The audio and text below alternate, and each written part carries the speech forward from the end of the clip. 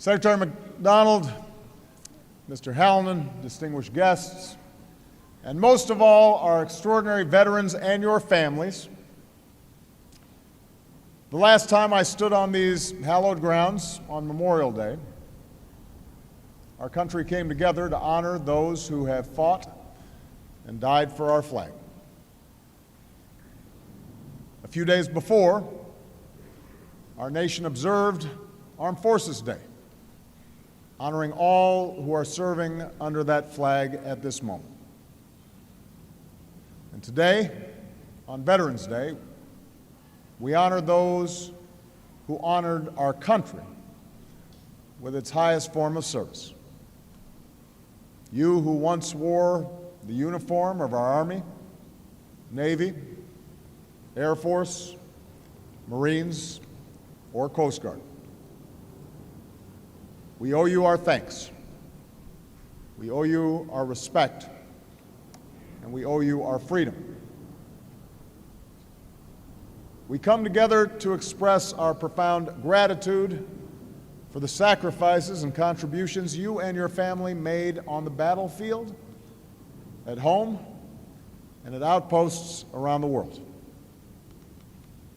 But America's gratitude to our veterans is something always grounded in something greater than what you did on duty. It's also an appreciation of the example that you continue to set after your service has ended. Your example as citizens. Veterans Day often follows a hard-fought political campaign, an exercise in the free speech and self-government that you fought for. It often lays bare disagreements across our nation. But the American instinct has never been to find isolation in opposite corners. It is to find strength in our common creed, to forge unity from our great diversity, to sustain that strength and unity even when it is hard. And when the election is over, as we search for ways to come together, to reconnect with one another and with the principles that are more enduring than transitory politics, some of our best examples are the men and women we salute on Veterans Day. It's the example of young Americans, our 9/11 generation, who as first responders ran into smoldering towers, then ran to a recruiting center and signed up to serve. It's the example of a military that meets every mission, one united team, all looking out for one another, all getting each other's backs. It's the example of the single most diverse institution in our country. Soldiers, sailors, airmen, Marines, and Coast Guardsmen who represent every corner of our country, every shade of humanity, immigrant and native-born, Christian, Muslim, Jew, and non-believer alike, all forged into common service. It's the example of our veterans, patriots, who when they take off their fatigues, put back on the camouflage of everyday life in America and become our business partners and bosses, our teachers and our coaches, our first responders, city council members, community leaders, role models, all still serving this country we love with the same sense of duty and with valor. A few years ago, a middle school student from Missouri entered an essay contest about why veterans are special. And this is what he wrote. When I think of a veteran, I think of men or women who will be the first to help an elderly lady across the street. I also think of someone who will defend everyone, regardless of their race, age, gender, hair color, or other discriminations. After 8 years in office, I particularly appreciate that he included hair color. But that middle schooler is right. Our veterans are still the first to help, still the first to serve. They are women, like the retired military policewoman from Buffalo who founded an AMVETS post in her community and is now building a safe place for homeless female veterans with children.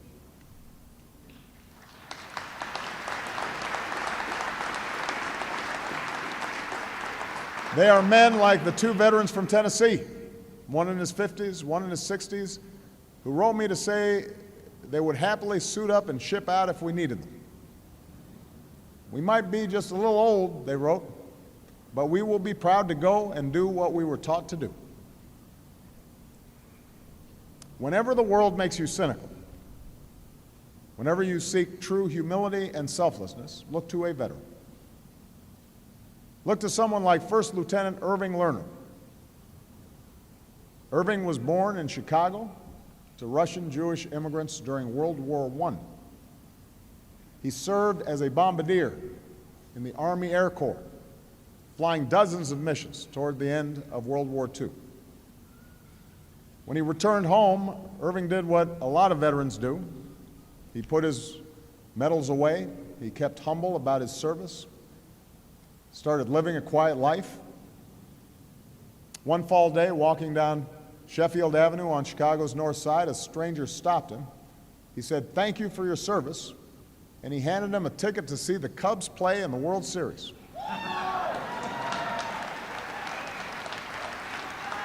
Now, it's a good thing Irving took that ticket, because it would be a while until his next chance. Irving worked hard managing the warehouses for his brother-in-law's tire company. He got married to a sergeant in the Women's Air Corps, no less. He raised 4 children, the oldest of whom, Susan, is celebrating her 71st birthday today. And on a June morning, many years ago, another one of Irving's daughters, Carol, called to check in. Her mother answered, but was in a rush. "We can't talk," she said. "Your father is being honored, and we're late." Carol asked, "Honored for what?" And the answer came, for his heroism in the skies above Normandy exactly 50 years earlier. You see, Irving's children never knew that their father flew over those French beachheads on D-Day. He never mentioned it. Now when they call to check in, his children always say, "Thank you for saving the world."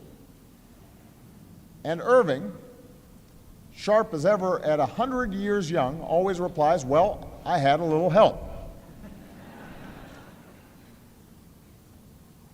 Whenever the world makes you cynical, whenever you doubt that courage and goodness and selflessness is possible, then stop and look to a veteran.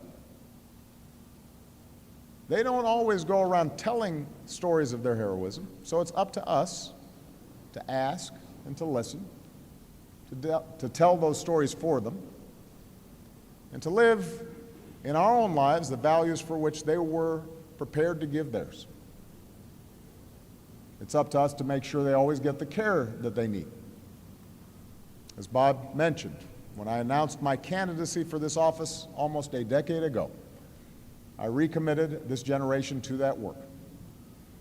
And we've increased funding for veterans by more than 85%. We've cut veterans' homelessness almost in half. Today, more veterans have access to health care and fewer are unemployed. We help disabled veterans afford prosthetics. We're delivering more mental health care services to more veterans than ever before because we know that not all wounds of war are visible. Together, we began this work. Together, we must continue to keep that sacred trust with our veterans and honor their good work with our own, knowing that our mission is never done. It is still a tragedy that 20 veterans a day take their own lives. We have to get them the help they need. We have to keep solving problems like long wait times at the VA. We have to keep cutting the disability claims backlog. We have to resist any effort to outsource and privatize the health care we owe America's veterans.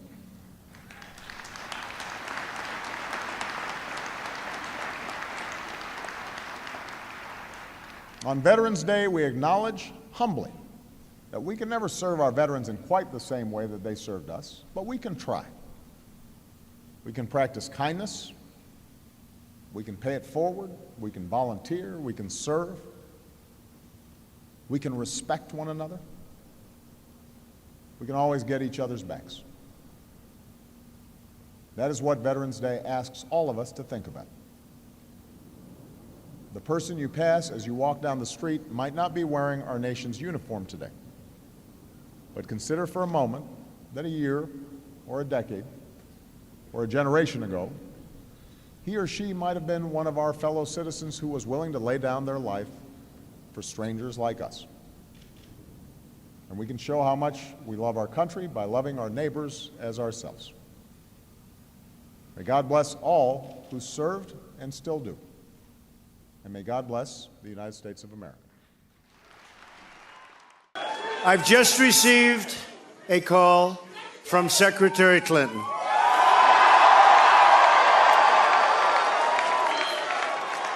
She congratulated us, it's about us, on our victory. And I congratulated her and her family on a very, very hard-fought campaign. I mean, she fought very hard.